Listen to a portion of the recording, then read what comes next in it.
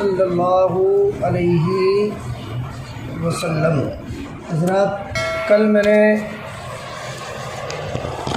ایک حدیث آپ کے سامنے پیش کی تھی۔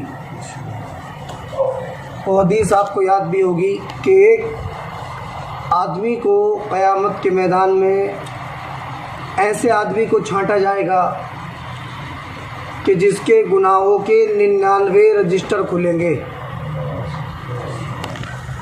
اور پھر اس سے اللہ پوچھے گا کہ بتا تو نے یہ گناہ کیا، یہ گناہ کیا، یہ گناہ کیا کہ نہیں؟ تو وہ جواب دے گا کہ ہاں میرے پروردگار، میں نے یہ بھی کیا ہے، یہ بھی کیا ہے، یہ بھی کیا ہے۔ پھر اللہ پوچھے گا کیا تجھے کوئی عذر ہے؟ وہ کہے گا میرے پاس کوئی عذر بھی نہیں ہے۔ تو پھر اللہ اس سے فرمائے گا کہ ہمارے پاس تیری ایک نیکی ہے۔ پھر ایک پرچہ نکالا جائے گا، اس پرچے میں اشہد ان لا الہ الا اللہ و اشہد ان محمد عبدہ و رسولہ لکھا ہوا ہوگا۔ پھر اللہ اس سے فرمائے گا کہ اس ایک پرچے سے ان 99 رجسٹروں کا مقابلہ کرو، یعنی میزان عمل کے ایک پلے میں یہ پرچہ رکھو اور ایک پلے میں 99 گناہوں کے رجسٹر رکھو۔ تو وہ کہے گا کہ اے اللہ، میرے گناہوں کے 99 رجسٹروں کے سامنے اس ایک پرچے کی کیا حیثیت ہے؟ تو اللہ ارشاد فرمائے گا آج تجھ پہ کوئی ظلم نہیں کیا جائے گا، تو یہ پرچہ رکھ۔ جب وہ اس پرچے کو رکھے گا تو حدیث پاک بتاتی ہے کہ اس کے گناہوں کا پلہ ہلکا پڑ جائے گا، اور جس پلے میں لا الہ الا اللہ لکھا ہوا پرچہ رکھا ہوگا وہ پلہ بھاری پڑ جائے گا۔ کیوں؟ اس لیے کہ اس میں اللہ کا نام لکھا ہوا ہے، اور پوری کائنات میں اللہ کے نام سے بھاری کوئی چیز نہیں ہے۔ اب ایک اور بہت ہی اچھی حدیث میں آپ کے سامنے بیان کر رہا ہوں۔ حدیث کی راویہ ہے حضرت عائشہ صدیقہ۔ حدیث کے الفاظ ہیں عن عائشہ انہا ذکرت النار فبکت فقال رسول اللہ صلی اللہ علیہ وسلم ما یبکیکی قالت ذکرت النار فبکیت فہل تذکرون اہلیکم یوم القیامت فقال رسول اللہ صلی اللہ علیہ وسلم اما فی ثلاثۃ مواطن فلا یذکر احد احدا عند المیزان حتی یعلم ایخف میزانہ ام یثقل وعند الکتاب حین یقال ہاؤم اقرؤوا کتابی حتی یعلم ان یقع کتابہ فی یمینہ ام فی شمالہ من وراء ظہرہ وعند الصراط اذا بزیا بین ظہری جہنم رواہ احمد۔ دیکھیے حدیث کا آپ ترجمہ سنیں۔ حضرت عائشہ صدیقہ رضی اللہ تعالی عنہ بیان کرتی ہیں کہ ایک دن حضرت عائشہ رضی اللہ تعالی عنہ کو دوزخ یاد آ گئی۔ کیا یاد آئی؟ دوزخ۔ دوزخ کا عذاب انہیں یاد آ گیا۔ ان کے دل میں دوزخ کا خیال پیدا ہوا، دوزخ کے شراروں کا خیال آیا، دوزخ کے شعلوں کا خیال آیا، دوزخ کے عذاب کا خیال آیا۔ تو اب آپ دیکھیں کہ وہ کتنی بڑی اللہ والی تھی۔ ان کے دل میں جیسے ہی خیال آیا فبکت، تو وہ رونے لگی۔ وہ قیامت تک کے تمام مسلمانوں کی ماں ہے۔ حضرت ابوبکر صدیق رضی اللہ تعالی عنہ کی بیٹی ہیں اور سرکار دو عالم صلی اللہ تعالی علیہ وسلم کی چہیتی بیوی ہیں، اور اتنی بڑی عالمہ تھیں، بعض مسائل میں صحابہ اکرام بھی ان کی طرف رجوع فرماتے، یعنی ان سے مسئلے کا حل کرنے کے لیے تشریف لے جاتے۔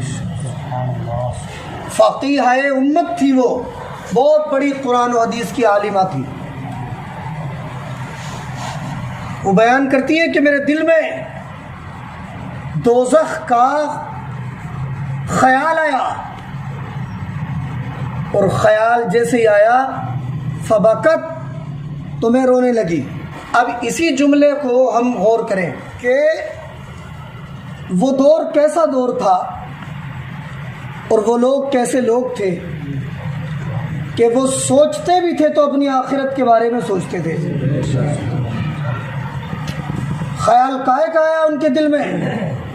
دوزخ کا، دوزخ کے بارے میں ان کے دل میں خیال آتے تھے، دوزخ کے بارے میں انہوں نے سوچا۔ آج ہمارے اور آپ کے گھروں کی بھی عورتیں ہیں، بہن بیٹیاں ہیں، مگر ان کی زندگی اکثر ایسی ہے کہ ان کی زندگی بس گزرے چلی جا رہی ہے، انہیں اپنی آخرت کی کوئی فکر نہیں۔ قبر کا، حشر کا، دوزخ کا خیال بہت کم ان کے دل میں آتا ہے، اور اگر آتا بھی ہے تو انہیں اس کا کوئی اثر نہیں ہوتا۔ مگر قربان جائے حضرت عائشہ رضی اللہ تعالی عنہا کی دینداری پر کہ ان کے دل میں دوزخ کا خیال آیا، اور ان کے دل پہ اتنا اثر ہوا کہ خالی خیال آنے کی بنیاد پہ ان کی آنکھوں سے آنسو بھی جاری ہو گئے، ہے نا؟ یہ حدیث ہم سن کے جائیں اور اپنے گھروں میں ذکر کریں، اپنی بہن بیٹیوں کو سنائیں یہ حدیث۔ اچھا، ان کے دل میں خیال آئے گا کب؟ جب انہیں دین کی کچھ سمجھ ہوگی، دین کی کوئی سوجھ بوجھ ہوگی۔ اگر وہ دیندار ہوں گی تبھی تو ان کے دل میں خیال آئے گا، اور اگر ہماری بہن بیٹیاں، ہمارے گھروں کی خواتین دیندار ہی نہیں ہوں گی تو پھر ان کے دل میں کوئی خیال نہیں آئے گا،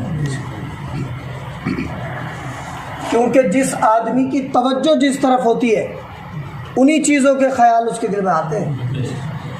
اگر ہم بالکل ٹھیٹ دنیا دار ہیں تو پھر ہم اپنی دنیا کے بارے میں سوچیں گے، آخرت کے بارے میں نہیں سوچیں گے، اور اگر ہمارے اندر دینداری ہے تو پھر ہمیں ضرور کبھی نہ کبھی یہ خیال آئے گا ایک دن مجھے مرنا بھی ہے، ایک دن میں قبر میں بھی جاؤں گا، اور پھر دوبارہ میں جو زندہ بھی کیا جائے گا، میں قبر سے اٹھوں گا تو پھر قیامت کے میدان میں بھی جاؤں گا، اور اللہ کے حضور حاضری بھی ہوگی، اور میرا پروردگار جب مجھ سے سوال کرے گا تو میں اپنے پروردگار کو کیا جواب دوں گا؟ یہ سب باتیں کب آئیں گی؟ جب ہمارے اندر دینداری ہو، دین کا علم ہو، دین کی سمجھ ہو۔ اس حدیث سے ہمیں یہ پیغام ملتا ہے کہ ہمیں اپنی بہنوں کو، بیٹیوں کو، بیویوں کو دیندار بنانا چاہیے، ان کی سوچ کو ہمیں دینی بنانا چاہیے، ان کی فکر کو ہمیں دینی بنانا چاہیے، ان کے رہن سہن کو ہمیں اسلامی بنانا چاہیے۔ اگر ہم نے بچپن ہی سے اپنی بہن یا بیٹی کی ایسی پرورش کر دی تو پھر بعد میں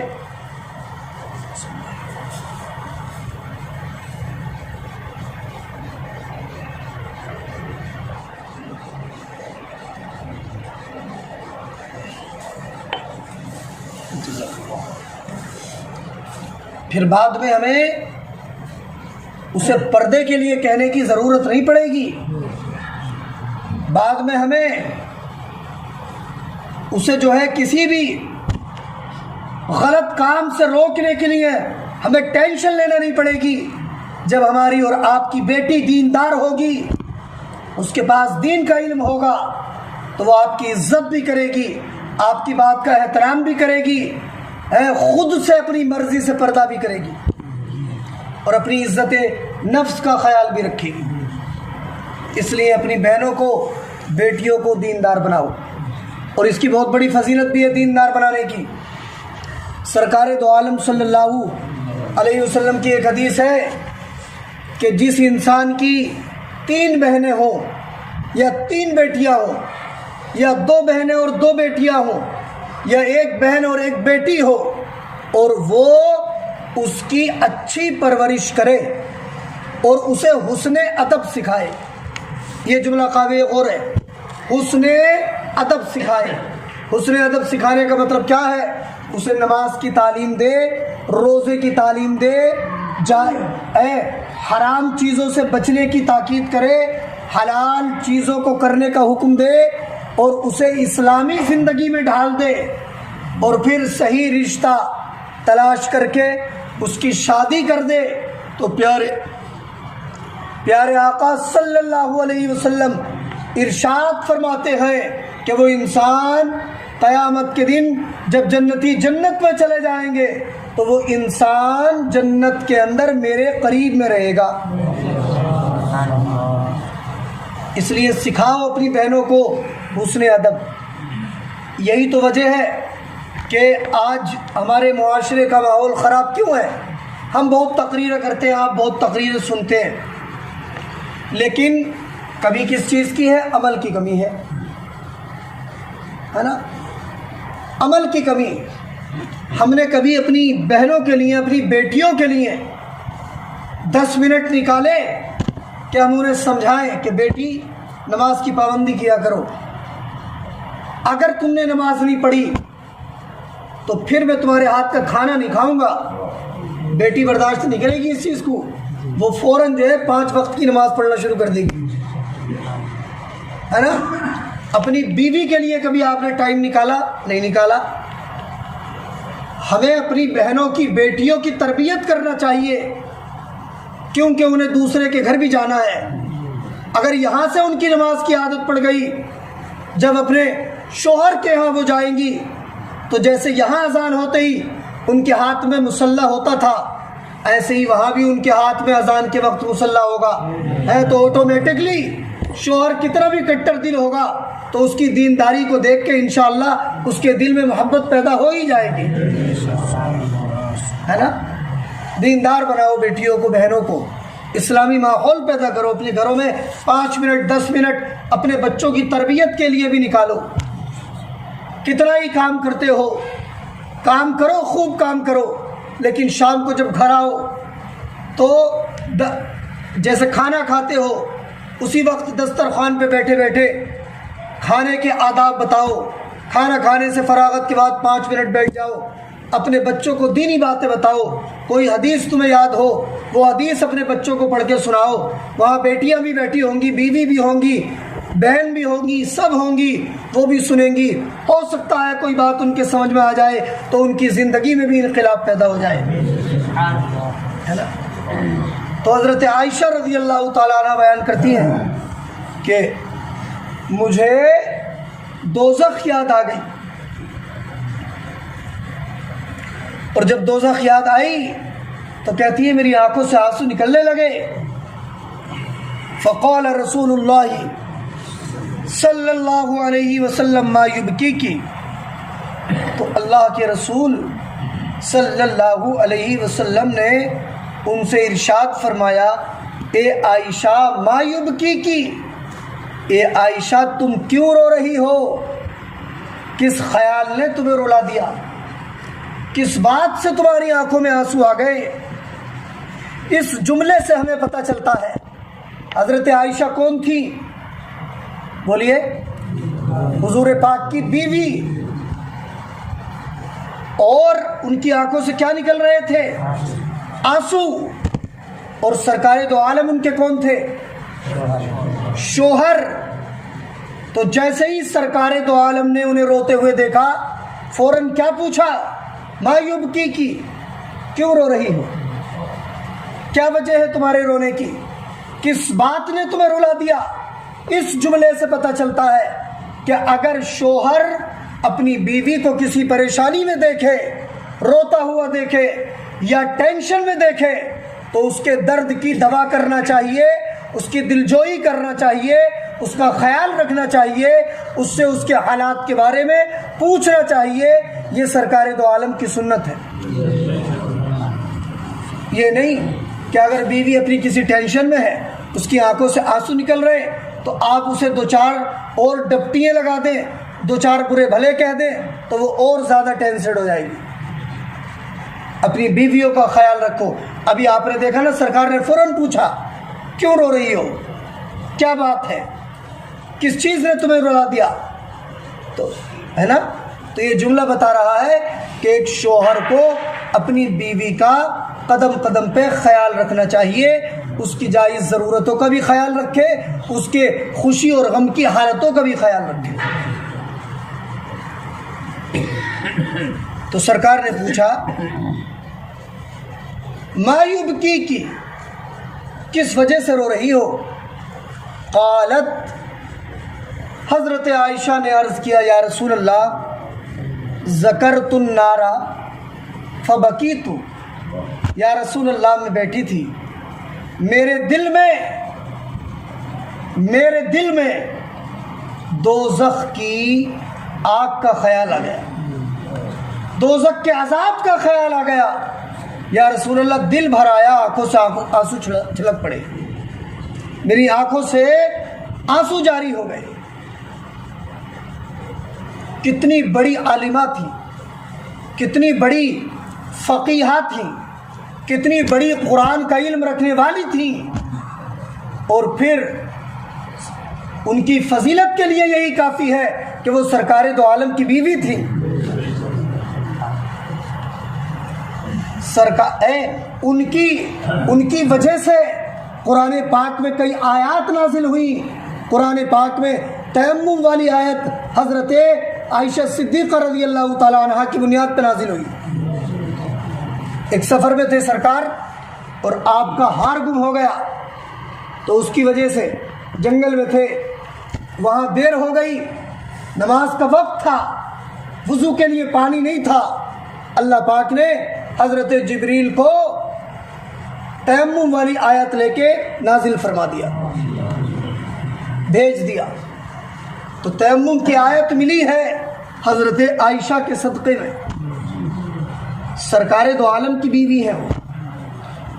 اور بزرگوں نے لکھا، محدثین نے لکھا، اب میں بہت اہم جملہ آپ کے سامنے پیش کر رہا ہوں کہ جو چیز سرکار دو عالم سے ٹچ ہو گئی، سرکار کے ہاتھوں نے جسے چھو دیا ہو، دوزخ کی آگ اس کا کچھ نہیں بگاڑ سکتی، ہے نا، بالکل اسے چھو نہیں سکتی دوزخ کی آگ۔ تو بتاؤ، حضرت عائشہ جو سرکار کی بیوی ہے نا، اور چہیتی بیوی ہے، دوزخ کی آگ ان کا کیا بگاڑ سکتی ہے؟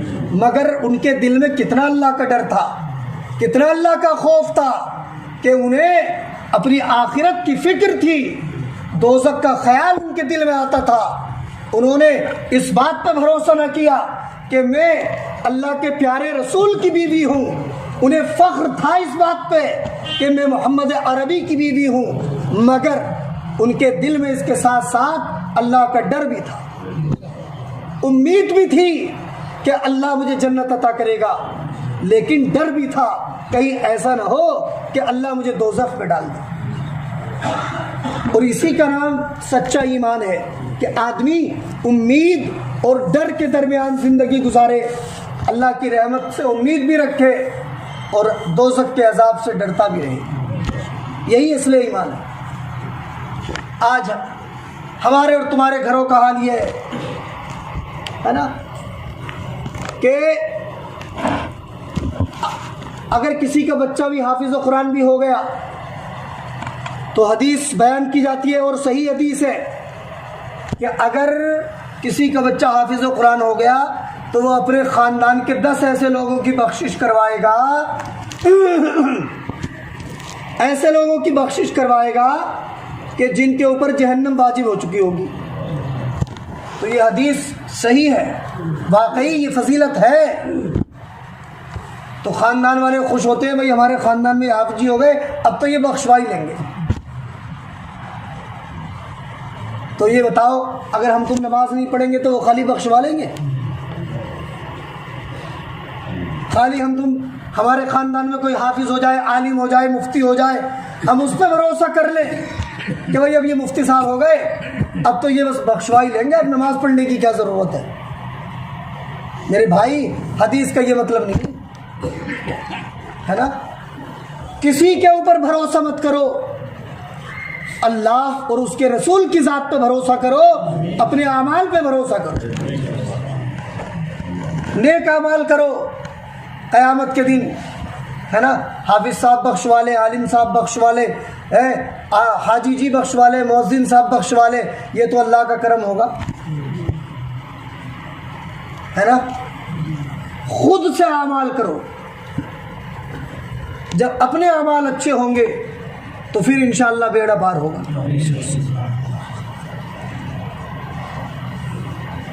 اعلیٰ حضرت علی رحمہ کا ایک مصرع ہے، ہم رسول اللہ کے جنت رسول اللہ کی، سچ ہے مصرع، حق ہے مصرع، بہت شاندار ہے یہ مصرع، لیکن اعلیٰ حضرت کے فرمانے کا مقصد کیا ہے؟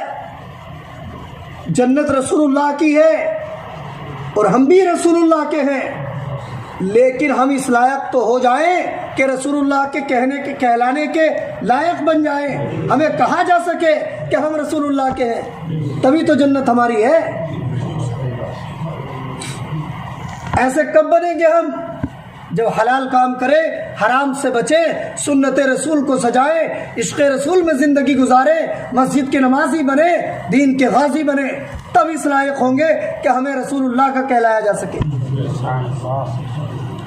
اور اگر ہم تمام وہ کام کرتے رہے جو رسول اللہ کے فرمان کے خلاف ہے تو بتاؤ کس منہ سے ہم کہیں گے کہ ہم رسول اللہ کے ہیں؟ رسول اللہ کا وہی ہے یہ جو رسول اللہ کی بتائی ہوئی باتوں پہ عمل بھی کرتا ہے نا۔